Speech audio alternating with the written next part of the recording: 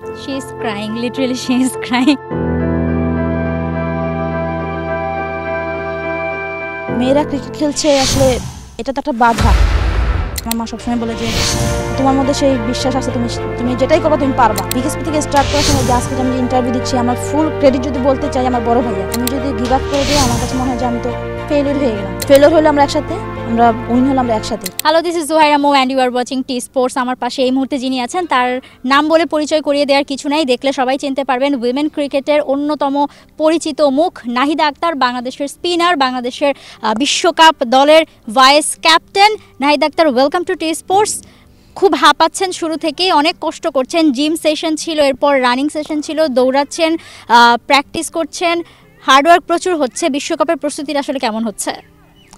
না, সোফার আলহামদুলিল্লাহ যতটুকু হচ্ছে ভালোই হচ্ছে। সো আমরা সবাই চেষ্টা করতেছি সবার জায়গা থেকে আসলে ইন্ডিভিজুয়াল কীভাবে প্রস্তুতিটা নেওয়া যায়। যদিও এটা দলীয় গেম, আমার কাছে মনে হয় যে প্রস্তুতিটা নিজের আসলে নিজে কতটুকু আসলে নিজের মতো করে নেওয়া যায়। সো ওই দিক থেকে বলবো যে আলহামদুলিল্লাহ যতটুকু হচ্ছে ভালো হচ্ছে।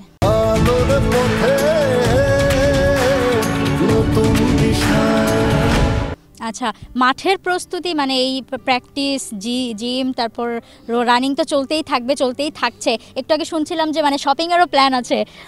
মানে নর্মালি কি হয়, মানে ইভেন্ট যখন থাকে আমাদের কোনো মানে প্রোগ্রাম বা ইভেন্ট থাকলে আমরা মেয়েরা বেশি শপিং এমনিতেই করি। তো বিশ্বকাপ উপলক্ষে মানে শপিংটা কি? বিশ্বকাপ উপলক্ষে না, আসলে আমাদের মেন ফোকাসটাই আসলে বিশ্বকাপকে ঘিরে। আমাদের আসলে ওই রকম সময় নেই। সো শপিংটা হচ্ছে এটা অ্যাজ ইউজুয়াল সবসময় করা হয়, প্রয়োজনীয় জিনিস যেটা করা হয় এটাই। এর বাইরে আসলে বিশ্বকাপ উপলক্ষে যে আসলে এক্সট্রাভাবে কোনো কিছু করা ওইভাবে কখনো চিন্তা করো না। আমাদের মেন ফোকাসটা আসলে বিশ্বকাপ ঘিরেই। আচ্ছা, ক্রিকেটার হবেন এই চিন্তাটা মাথায় কিভাবে আসছে? মানে অনেকেরই এটা আসলে জানার ইচ্ছা থাকে যে ধরেন ছেলেদের ক্ষেত্রে কি হয়, আমাদের এই মানে সাউথ এশিয়ার পার্সপেক্টিভে কি হয়, একটা ছেলে ধরেন জন্মের সময় থেকেই মানে যখনই ক্রিকেট ফুটবলে আগ্রহ তখন আচ্ছা ক্রিকেটার হবে, একটা কমন একটা বিষয় হয়ে থাকে। কিন্তু মেয়েরা মানে ক্রিকেটার হবে এবারে চিন্তা কিভাবে আসছে? চিন্তা বলতে বলবো যে আসলে আমি ছোট থেকে আসলে সব ধরনের খেলাধুলাই করেছি। যখন যে আসলে যেহেতু আমার আবাসিকে থাকতাম, বাবা গভর্নমেন্ট জব করতো, সেই সুবাদে আমাদের আসলে স্টাফ কোয়ার্টারেই থাকা হতো। সো ওই সুবাদেই আসলে খেলাধুলাটা হতো, যখন যেই সময় আসলে বিকালে খেলা হয় ওটাতেই। বাট ক্রিকেটটা কেন জানি একটা ভালো লাগা কাজ করতো। সো ওইখান থেকে, ওই ভালো লাগা থেকেই আসলে ক্রিকেটার হওয়া মানে ইচ্ছাটা জাগে যে আসলে ক্রিকেটার হওয়ার। আচ্ছা, দুটো মুহূর্তের কথা আমি জানতে চাই এটা নিয়ে, যে প্রথম যখন বাসায় বলেছেন যে ক্রিকেট খেলবেন বা মানে ক্যারিয়ারটাই মানে ক্রিকেট হবে, শখের বসে না, আর একটা হচ্ছে সেই মুহূর্তটার কথা জানাবেন, আর সেই সাথে জানাবেন যে আইসিসির মানে বাংলাদেশের প্রথম নারী ক্রিকেটার হিসেবে প্লেয়ার অফ দ্য মান্থ যেদিন হয়েছেন সেই দিনের বাসার রিয়াকশন, এই দুটো দিনের বাসার রিয়াকশন আসলে কেমন ছিল? ক্রিকেটার হব ওইভাবে কখনো মাইন্ড সেট করে যাইনি যে মাঠে যাব ক্রিকেটার হব। সো এখান থেকে খেলাধুলা স্টার্ট হয়, যে ক্রিকেটটা দেখতাম সবসময়। সো ভাইয়ারও খেলতো, ওইটাও দেখতাম, দেখা থেকে আসলে বাসায়ও দেখতো যে আমি আসলে যখনই সময় পেতাম খেলাধুলাটাই খুব বেশি করতাম। পড়াশোনা করতাম বাট দেখা যাচ্ছে ম্যাক্সিমাম টাইম আমি খেলাতেই থাকতাম, খেলাধুলা করতাম। সো ওইখান থেকে একটা আগ্রহ জাগে যখন দেখে যে না আমি সারাক্ষণ মাঠেই থাকছি। সো তাদেরও একটা ওই জায়গা থেকে একটা আগ্রহ জাগে যে আসলে এমন কোনো অপশন যদি থাকে যে আসলে ক্রিকেট খেলা বা ক্রিকেট প্র্যাকটিস করা বা এমন কোথাও দেওয়া যেটাতে আসলে আমি একটা ভালো মানুষ হয়ে গড়ে উঠবো বা একটা ভালো প্লেয়ার হয়ে গড়ে উঠবো। সো ওইখান থেকে আসলে ফ্যামিলি চাওয়াটা যে আসলে আমাকে যখন দেখলো যে চিন্তাটা আপনি আগে করেছেন না, এই চিন্তাটা আসলে আমার থেকেই, যে যখন দেখছে যে আমার আগ্রহটা খুব বেশি, যে আমি খুব আগ্রহ প্রকাশ করতেছি যে খেলাধুলার বিষয়টা। তো তখন থেকে আসলে অনেক আমার বাধা ছিল। তারপরে যখন দেখলো যে না আমি খুব বেশি ফোর্স করতেছি খেলাধুলার প্রতি, তখন তারা আসলে ওটাতে একটু সাপোর্ট করেছে। আচ্ছা, আর ওই সেই দিনের মুহূর্তটা আর প্লেয়ার অফ দ্য মান্থের মুহূর্তটা আসলে এটা আমার সব ক্রেডিট বলবো যে আমার টিমমেটসদের, আসলে তারা যেভাবে আমাকে সাপোর্ট করেছে, আসলে অন ফিল্ড অফ ফিল্ডে যেভাবে সাপোর্ট করেছে, অথবা যেহেতু এটা দলীয় গেমে আসলে সাপোর্টটা খুব ইম্পর্টেন্ট। আমার মানে কোচিং স্টাফ থেকে শুরু করে যারা আসলে সবাই আমাকে খুব সাপোর্ট করেছে। স্পেশালি মাঠে আসলে তারা আমাকে সবসময় রিল্যাক্স রাখে। আমার ওই জায়গা থেকে আসলে বলবো যে আমার ফুল ক্রেডিট আমার টিমমেটসদের। আমার ফ্যামিলির কথা বলতে যে আমার সবসময় আমার মা একটা কথা বলে যে আমি যখন মাঠে যাওয়ার আগে যখন আমার মার সাথে কথা বলি, আমার মা সবসময় বলে যে তোমার মধ্যে সেই বিশ্বাস আছে, তুমি যেটাই করবা তুমি পারবা। মানে ওই বিশ্বাসটা আমার সবসময় থাকে যে আমি যখনই মাঠে নামি আমার কাছে মনে হয় যে আমার মা তোমাকে এই কথাটা বলছে যে আমি চাইলে সব কিছু করতে পারি। আমার ওই বিশ্বাসটা হয়তো বা তিনি দেখছেন। সো ওইখান থেকে আসলে সব কিছু। আর প্লেয়ার অফ দ্য মান্থের বিষয়টা আসলে এটা অনেক বড় একটা অ্যাচিভমেন্ট বাংলাদেশ ওমেন্স ক্রিকেটের জন্য আমি বলবো যে। সো এটা অবশ্যই আমি খুব লাকি যে এটা আমি পেয়ে। বাসায় মানে মানে মানে ইমোশনটা কতটা ছিল যখন প্রথমে সেরা 3-এ নাম আসলো, এরপর যখন হয়েই গেলেন, মানে বাসায় প্রথমে জানিয়েছিলেন, তারপর কেমন রিয়াকশন ছিল? না, বাসায় তো সবসময় সবাই সব মানে অনেক খুশি, যে সবসময় খুশি থাকে যে আমি যখনই ভালো খেলি না কেন, বাংলাদেশ টিম যখনই ভালো খেলুক না কেন, সবসময় তারা খুব হ্যাপি থাকে, খুশি থাকে। সো বাসার রিয়াকশনটা বলবো যে আসলে তারা সবসময় চায় যে আমি ভালো কিছুই করি। সো এটা এটা একটা স্পেশাল দিন ছিল, স্পেশাল একটা সময় ছিল। সো আমি বলবো যে এটা সম্পূর্ণটা ক্রেডিট দিব আমার আমার আম্মুকে। আমার আম্মু সবসময় আমাকে সাপোর্ট করে আসছেন। ওয়াও, মানে কত মেয়ের এমন স্বপ্ন নাহিদা, এই আপনার মতো একটা ফ্যামিলি আসলে পাওয়া, কারণ অনেকেই হতে চায় এই ফিল্ডে। এখন তো ধরেন ডে বাই ডে আমাদের সমাজ, আমাদের ব্যবস্থা সব কিছুই চেঞ্জ হয়েছে, সো মানুষ ডিফারেন্টলি চিন্তা করার সুযোগ পাচ্ছে, সাহস পাচ্ছে, বাট তারপরও এখনও আসলে অনেক বাধা সবারই থাকে। বাট আপনি মানে আপনার ফ্যামিলি থেকে হয়তো বাধা ছিল বা নেগেটিভ ছিল, কিন্তু আপনি সেটাকে নিজের আগ্রহ, নিজের যোগ্যতা দিয়ে সেটা পূরণ করেছেন, উতরে গেছেন। আমার বড় ভাইয়া, আসলে তার কথা না বললে না, আমি সবসময় তার কথাটা আড়ালে থেকে যায়।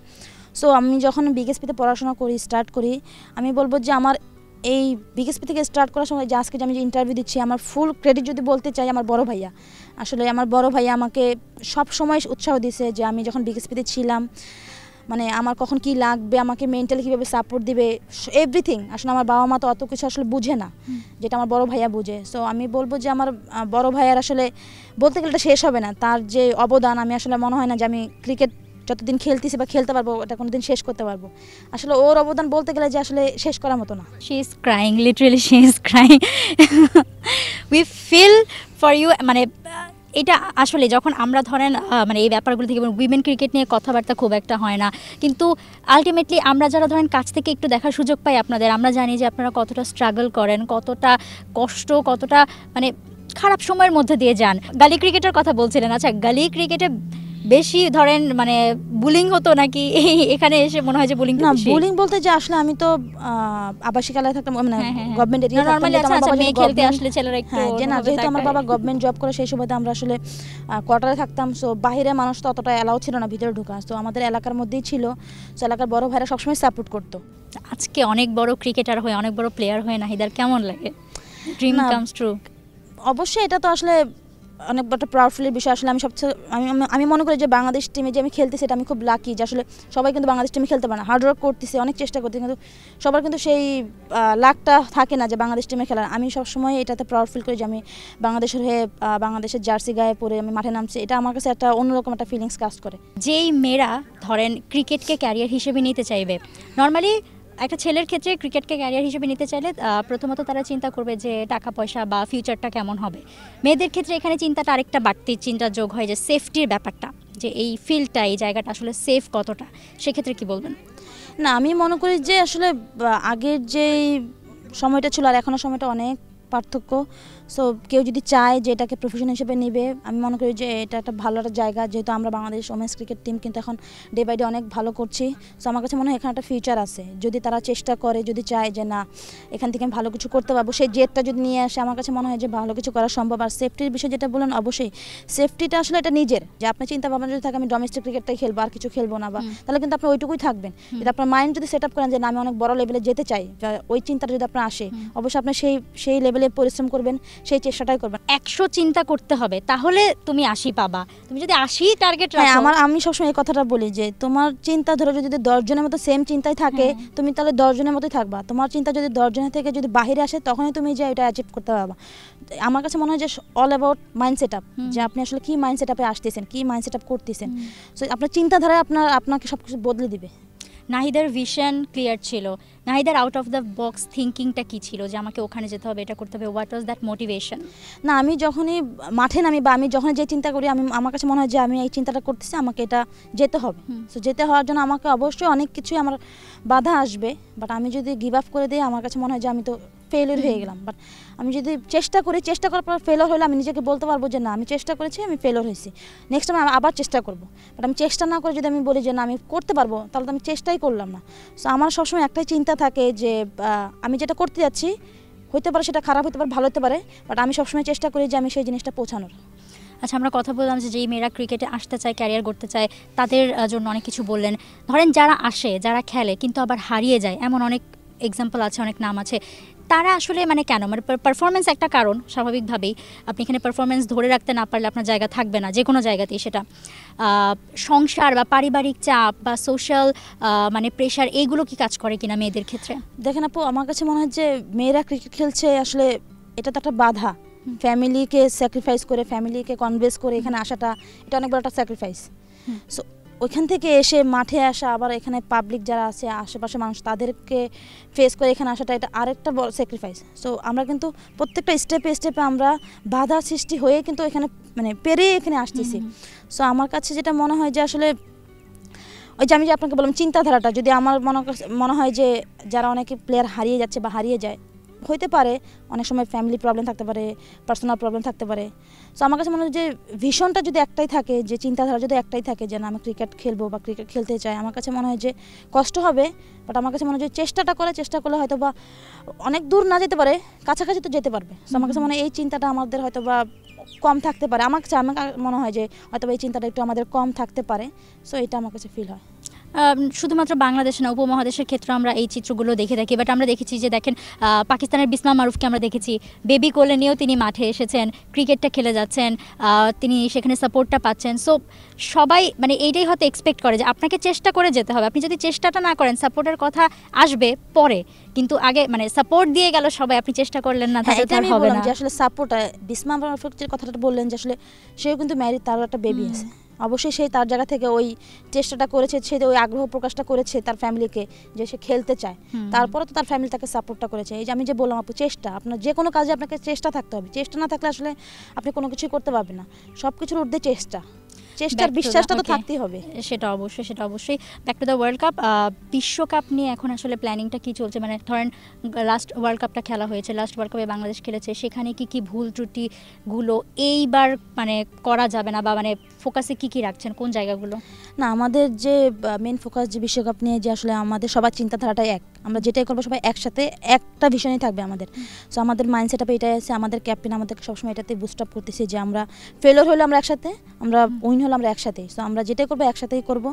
সো ওইভাবেই আমরা প্র্যাকটিস করতেছি। আমরা প্র্যাকটিসে কার কি ভুল হচ্ছে সেটা আমাদের কোচ আমাদেরকে দেখিয়ে দিচ্ছে, আসলে আমরা ওটা নিয়ে কাজ করছি। ইভেন তো আমরা টিমমেটসরাও কথা বলতেছি যে আসলে আমাদের সাপোজ আমার কোন জায়গাটা আসলে একটু কাজ করা দরকার, বা আদার্স প্লেয়ার কোন জায়গাটা কাজ করা দরকার, ওইটা নিয়ে আমরা কাজ করতেছি। আমরা ম্যাচ বাই ম্যাচ চিন্তা করতেছি। আমাদের প্রথম ম্যাচটা আসলে মেইন ম্যাচটা যদি আমরা ভালো করতে পারি, প্রথম ম্যাচটা যদি আমরা ভালো করতে পারি, আমরা যদি জিততে পারি, ইনশাল্লাহ আমরা জিতবো, আমাদের সবসময় চেষ্টা থাকবে জিতার। সো মেইন মানে প্রথম ম্যাচটা যদি আপনি ভালো করতে পারেন, জিততে পারেন, আপনার ওই ম্যাচের মোমেন্টাম কিন্তু আপনাকে পুরো টুর্নামেন্টটা নিয়ে যাবে। ফিজিক্যালি যেমন ফিট থাকার ব্যাপারটা থাকে, মেন্টালি ফিট থাকার একটা ব্যাপার থাকে। আমরা জানি যে মেয়েদের মুড সুইং বেশি হয়, এই মুড সুইংটা ধরেন মাঠে খেলার সময় কখন এরকম হয় কি না, মানে বিরক্তি চলে আসে, ওগুলোকে আসলে কন্ট্রোল কীভাবে করেন? না, আমার কাছে মনে হয় যে আসলে যেহেতু আমরা এখন আমরা মেয়ে, কিন্তু আমাদের আরেকটা যেটা বললেন যে আমাদের একটা নাম আছে, আমরা প্লেয়ার দুইটা, আমাদের মেয়ে, আমরা প্লাস প্লেয়ার। সো আমাদের কাছে মনে হয় যে যখন মাঠে নামি আমি তো অ্যাজ এ প্লেয়ার, তখন প্লেয়ার ভার্সনটা, তখন আমি তো প্লেয়ার, তখন আসলে আমি চিন্তা করি না যে আমি আসলে মেয়ে বা অন্য কিছু, আমি চিন্তা করি না। আমার মাথায় থাকে আমি অ্যাজ এ প্লেয়ার হিসেবে আমাকে মাঠে কী করতে হবে, আমার সবসময় ওই চিন্তাটাই থাকে। দর্শকদের জন্য বিশ্বকাপ নিয়ে যদি কিছু একটু বলেন, মানে দর্শকদের উদ্দেশ্যে। না, দর্শকদের উদ্দেশ্যে একটাই বলা যে আমাদের জন্য দোয়া করবেন, যেন আমরা বিশ্বকাপে ভালো কিছু করতে পারি, আমাদের যে টার্গেট আমরা যেন সেই টার্গেটে যেতে পারি। সো আপনাদের সাপোর্ট আমাদের অবশ্যই দরকার। আপনারা সাপোর্ট করলে আমরা ওইখান থেকে মোটিভেট হয়ে আমরা অবশ্যই ভালো কিছু করার চেষ্টা করতে পারবো। সো আপনাদের সাপোর্ট আমাদের খুবই জরুরি। আপনারা আমাদের জন্য দোয়া করবেন, আমরা যেন বিশ্বকাপে যেয়ে আমরা ভালো কিছু একটা করতে পারি। For more updates, subscribe to our YouTube channel and click on the bell icon. Follow us on Facebook and Instagram. Download T-Sports app to enjoy exciting games and highlights. Visit tsports.com.